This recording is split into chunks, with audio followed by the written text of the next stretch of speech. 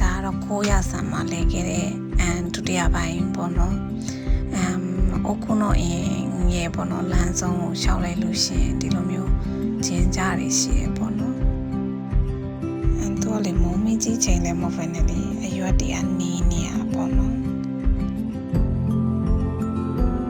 တော့လေအဲ့နာတော့ကလေလုံးဝအရန်လှတဲ့ကျင်းကြတွေပေါ့နော်ဒီလိုမျိုးကျင်းကြတွေဆိုလို့ရှိရင်ဒီလမ်းတစ်ချောင်းမှာအများကြီးရှိရပေါ့နော်သွားတော့ဆိုဘတ်စကားပေါ်ကနေပြီးလမ်းမြင်လိုက်ရတာပေါ့နော်ဆိုင်းဘုတ်တကူဆိုရင်ပြီးတော့မှပေါ့ဆိုပြီးရေးထားတာမြန်မာနဲ့ဆိုင်နေချင်းကြလေရှိမယ်နဲ့တူတယ်တောင်ပေါ်မှာဒီလိုမျိုးတာပဲအရုခီတွေပေါ့နော်